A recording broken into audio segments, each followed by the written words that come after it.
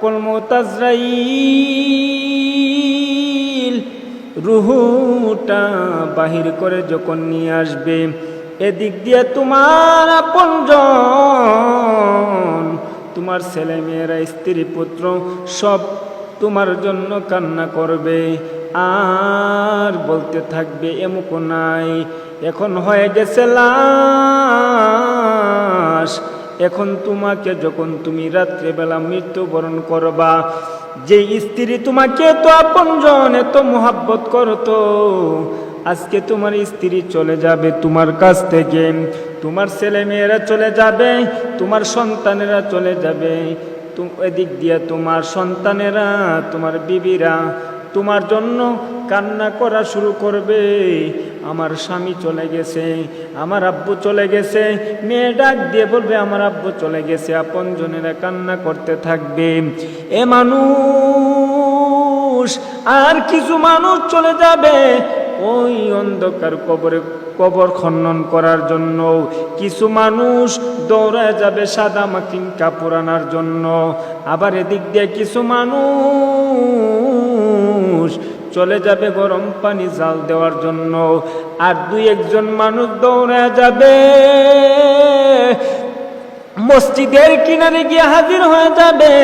ইমাম সাহেবকে ডাক দিয়ে বলবে, হে হুজুর, আমার আব্বা নাই, মসজিদের মিনারে ইন্না লিল্লাহ আওয়াজ দিয়ে দেন, আমার আব্বা চলে গেছে, আমার ভাই চলে গেছে, আমার বোন চলে গেছে। তাড়াতাড়ি করে মসজিদ দিয়া মানুষ, এলাকার মানুষদেরকে ঘোষণা মাইকে দিয়া দেন, আর সব মানুষ এমনভাবে তোমার জন্য যার যার কাজ নিয়ে ব্যস্ত থাকবে। হে মানুষ, কোন দুনিয়ার জন্য পাগল হয়ে গেলা, কোন বাড়ি গাড়ির জন্য পাগল হয়ে গেলা, কোন টাকা পয়সার জন্য পাগল হয়ে গেল রে মানুষ? হে যুবক ভাই, বৃদ্ধ বাবা, ও আমার মায়েরা, মাগো মা, কোন বাড়ি গাড়ির জন্য পাগল হয়ে গেলেন, কোন সন্তানের জন্য পাগল হয়ে গেলেন? সাধারণ কয়েকদিন জিন্দিগির জন্য যখন মালাকুল মউত আজরাইল যখন রুহটা বাহির করে নিয়ে যাবে, যাইতে দেরি হবে, এদিক দিয়ে আপনার আপনজনেরা কান্না করবে, এদিক দিয়ে আপনার সন্তানেরা কান্না করবে, এদিক দিয়ে আপনার কিছু মানুষ কবরগুলো খনন করার জন্য চলে যাবে। এমন সময় এবার একেবারে সব শেষ হয়ে গেছে। যে সন্তানটাকে আপনি মায়ের 10 মাস 10 দিন গর্ভধারণ করিয়া ছেলেটাকে এত মহব্বত করতেন, নিজে না খাইয়া সন্তানকে খাওয়াইতেন। হে যুবক, আমার মা এত কষ্ট করে আমাকে লালন পালন করেছে, আমার বাবা নিজের রোদ্রে পড়িয়া বৃষ্টি বিধিয়া কত কাজ করা শুরু করে দিলেন, কিন্তু আজকে আমার বাবার কবরে আমি নিজে পারিয়া পারিয়া মাটি দিব। এখন সব শেষ হয়ে গেল, আপনার বিল্ডিং এর জায়গায় পড়ে রইল। হে মানুষ, টাকার জায়গায় পড়ে রইল, বাড়ির জায়গায় পড়ে রইল, ধন সম্পদ সব কিছু পড়ে রইল। এখন আপনার সব আপনজনেরা সব কান্না শুরু করে দিল। গোসল শেষ হয়ে গেল, সাদা মাটির কাপড় তোমার গায়ে লাগাইয়া, আতর গোলাপ লাগাইয়া, সব কিছু দিয়ে একেবারে তোমাকে 3.5 হাত প্যাকেটিং বানাইয়া, এত সুন্দর করিয়া জীবনের মতো বিদায় দেওয়ার জন্য তোমাকে গোসল করিয়া, সুন্দর করিয়া সাদা মাটির কাপড় গায়ে লাগাইয়া, তোমাকে এবার আতর গোলাপ লাগাইয়া একেবারে তোমাকে সুন্দর করে এমন প্যাকেটিং বানাইলো। এ মুসলমান, এখনো সময় আছে, বোঝার চেষ্টা করো রে ভাই। এ মুরব্বী বাবা, এ যুবক ভাই, আমার মায়েরা, মা গো মা, ভালো করে শুনেন গো মা, মালাকুল মউত আজরাইল আসার আগে আগে জীবনের প্রস্তুতি নিয়ে যান। যেই জিন্দিগির শুরু আছে শেষ নাই, এই জিন্দিগির কথা ভাবিয়া কবরে যাও না, হলে কিন্তু উপায় থাকবে না। গোসল শুরু হয়ে গেল, এবার জুমার নামাজের পরে আবার জানাজার নামাজ শুরু হয়ে যাবে। জানাজার নামাজ, জুমার নামাজ শেষ হয়ে গেছে, মাইকি নেলানো হয়ে গেছে। যারা তাড়াতাড়ি করে জানাজার দেওয়ার ইচ্ছা দৌড়ায় যান, এখন জানাজা শুরু হয়ে যাবে।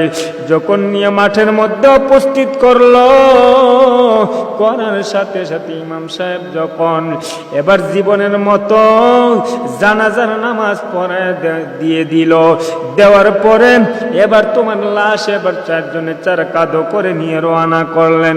যাইতেছে যাইতেছে কিছু দূর যাওয়ার পরে এবার ডাক দিয়ে বলে, ও হুজুর তাড়াতাড়ি করে 40 কদম জপেন, তাড়াতাড়ি করে 40 কদম গণনা করেন। 40টা কদম গণনা করার পরে এবার দৌড়ে যাই তোমাকে নিয়ে এই যে অন্ধকার বাড়ি, যে অন্ধকার কবরে, যে মানুষ নাই বা কিছু নাই। মায়ার নবী বলেছেন অন্ধকার কবর হইল, অন্ধকার কবর হইল, অন্ধকার কবর হইল এমন একটা কবর, এমন একটা ঘর যে কবরের ভিতরে কোনো পোকামাকড়ের ঘর, কোনো জানালা নাই, কোনো বাতাসের কোনো ব্যবস্থা নাই, গরম বের হইবার কোনো ব্যবস্থা নাই। ও মুসলমান, আজকে 2-3 দিন যাবত যে কারেন্ট চলে যায়, মাঝে মাঝে কারেন্ট চলে গেলে এবার ডাক দিয়ে বলে তাড়াতাড়ি করে কেন কারেন্ট আসে নাই। সন্তানকে ডাক দিয়ে বলে, ও সন্তান তাড়াতাড়ি করে হাত পাখার ব্যবস্থা করে দাও, না হয় সাদার ফ্যানের ব্যবস্থা করে দাও, তাড়াতাড়ি করে প্রচন্ড গরমে আর সহ্য হইতেছে না। এ মুসলমান, আমি বলতে চাই রে ভাই, আপনি কয়েকদিন এই যে কয়েক ঘন্টা, আধা ঘন্টা, 20 মিনিট গরম আপনি সহ্য করতে পারেন? আপনার সন্তানেরা কবরের ভিতরে যে নিয়ে আপনাকে শোয়াইল, 2 জনে কবরের ভিতরে নেমে গেল, নেমে যাওয়ার পর রুমাল দিয়ে আপনাকে বের করে কবরের ভিতরে ঢোকায়া দিল। এমন একটা ঘর,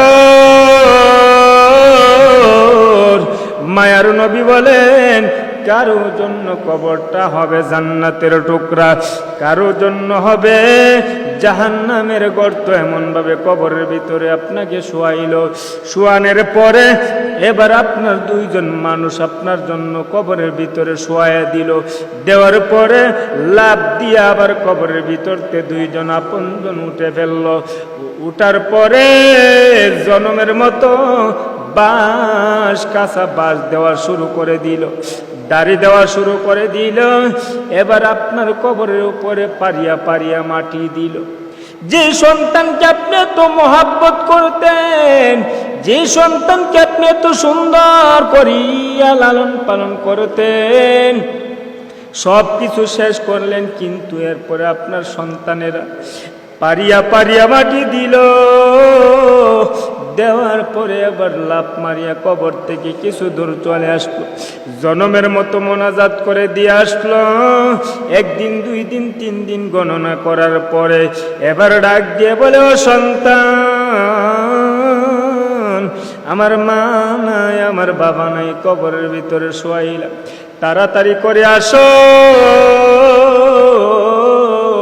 2-3 জন হুজুর দাওয়াত দিয়ে একটা দুয়ার ব্যবস্থা করো। 3 দিন 4 দিন 5 দিন যাওয়ার পরে দুয়ার ব্যবস্থা করে দিল। এমন ভাবে 6-7 দিন, 1 সপ্তাহ, 10 দিন, 20 দিন, 40 দিন পর্যন্ত গণনা করলো। 40 দিন পর্যন্ত গণনা করার পরে এবার আপনার সন্তানেরা এখন আবার আপনার বাবার কথা ভুলিয়া গেল, আপনার মায়ের কথা ভুলিয়া গেল, দাদা দাদু নানা নানুর কথা ভুলিয়া গেল। হে মানুষ,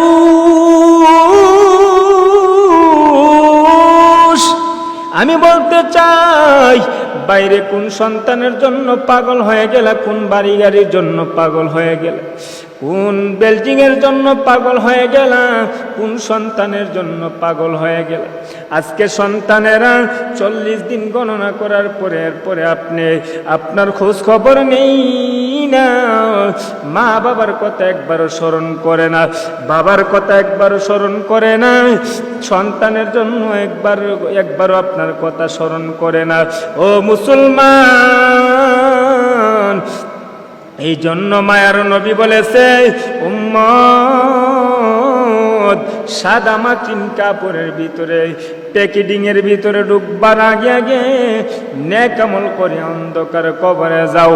ও মুসলমান, দেখেন ব্রাহ্মণবাড়িয়া হসপিটালে গেলে কত মানুষ কান্নার জন্য কত রোগে ভুগতেছে, কত মানুষ হসপিটালে কান্নার আওয়াজ, কত মানুষ বাস অ্যাক্সিডেন্ট করে মারা যায়। এমন কোনো দিন নাই, এমন কোন ঘন্টা নাই মরণের খবর নাই। ফজরের আজানের আগে এলান হয়ে যায় মাইকে, কত মাইকে ঘোষণা দেওয়া হয়, এমুক ব্যক্তি আর নাই, আব্দুর রহমান নাই, আব্দুল করিম নাই, রহিমা হাতুন নাই, কত মানুষ চলে যায়। জানি না কোন দিন জানে আপনিও কবরের বাসিন্দা হয়ে যান, আমিও কবরের বাসিন্দা হয়ে যাই, কারণ নেক আমল নিয়ে অন্ধকার কবরে যাও। আল্লাহর নবী বলেছেন, কবরটা হইল এমন একটা কবর হইল পোকামাকড়ের ঘর, কবর হইল অন্ধকারের ঘর, কবর হইল সাপ বিচ্ছুর ঘর। কবরটা কারো জন্য হবে জান্নাতের টুকরা, কারো জন্য হবে জাহান্নামের গর্ত। কারণ কবরের ভিতরে ঢুকতে হলে নেক আমল নিয়ে যাইতে হবে। আল্লাহর নবীর মেয়ে ফাতেমা রাদিয়াল্লাহু তাআলা আনহা, যে ফাতেমা জান্নাতের গ্যারান্টি পাইলেন, যে ফাতেমা মহিলাদের জান্নাতের সর্দার হবে, তিনি মহিলার বেলা ফাতেমা তুজ জোহরা, এই ফাতেমা রাদিয়াল্লাহু তাআলা আনহার বেলা যদি কবরের ভিতর থেকে এমন প্রশ্ন আসতে পারে, ও আমার মায়েরা, মাগো মা, বালক